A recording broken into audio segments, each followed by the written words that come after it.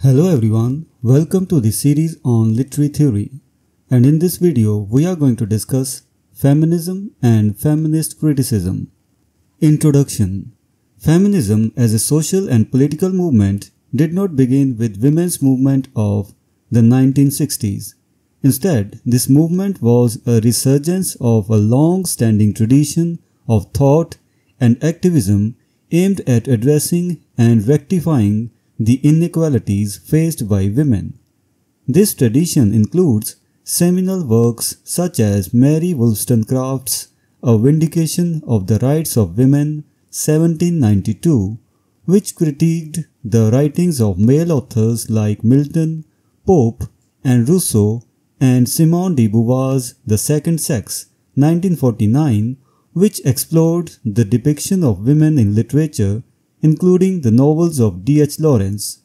Additionally, male writers like John Stuart Mill, with his work The Subjection of Woman, 1869, also contributed to feminist discourse. These foundational texts laid the groundwork for the feminist literary criticism that would emerge in later years. The emergence of feminist literary criticism. The feminist literary criticism of today is a direct outgrowth of the women's movement of the 1960s. From its inception, this movement recognized the critical role that literature plays in shaping societal perceptions of women.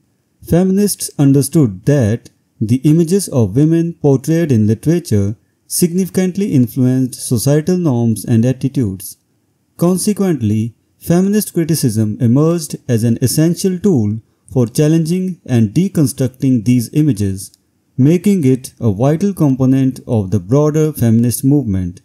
This form of criticism is not a mere byproduct of feminism, but rather a key strategy in influencing societal behaviors and attitudes towards women. Key concepts: feminist, female, and feminine. A fundamental distinction in feminist thought is between the terms feminist, female, and feminine. As explained by Tori Moi, feminist refers to a political position, female denotes biological sex, and feminine pertains to culturally defined characteristics. This distinction is crucial because much of the force of feminism lies in challenging the conflation of biological sex with socially constructed gender roles.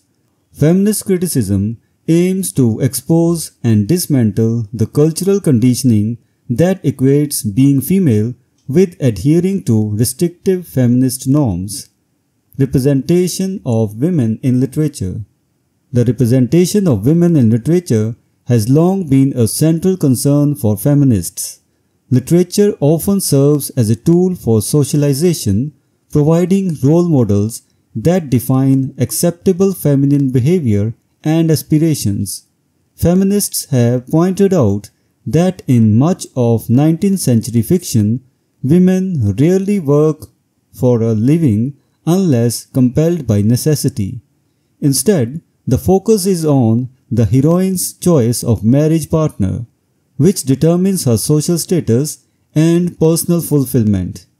This narrow portrayal of women's roles perpetuates gender inequality by reinforcing the idea that a woman's worth is tied to her marital status. The evolution of feminist criticism. In the 1970s, feminist criticism primarily focused on exposing the mechanisms of patriarchy, the cultural mindset that perpetuates gender inequality. Critics examined the ways in which male authors constructed influential and often stereotypical images of women. This early feminist criticism was combative and polemical, seeking to challenge and dismantle patriarchal representations of women.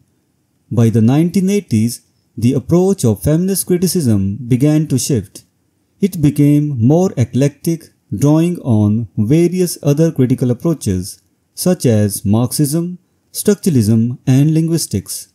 The focus also shifted from attacking male versions of the world to exploring the female perspective and reconstructing the lost or suppressed records of female experience. Additionally, feminist critics began working to establish a new canon of women's writing, giving prominence to previously neglected female authors. Gynocriticism and the phases of women's writing. Elaine Showalter, a prominent feminist critic, identified a significant shift in feminist criticism during the late 1970s.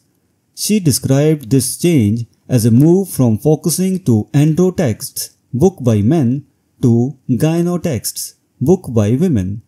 Showalter coined the term gynocritics to describe the study of gynotexts, which encompasses the history, styles, themes, genres, and structures of writing by women.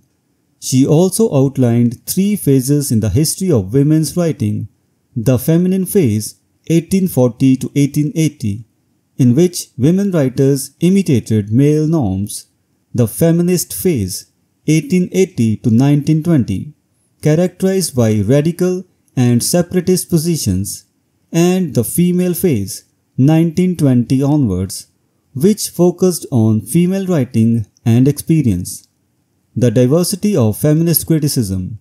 Since 1970s, feminist criticism has been marked by a wide range of positions and approaches.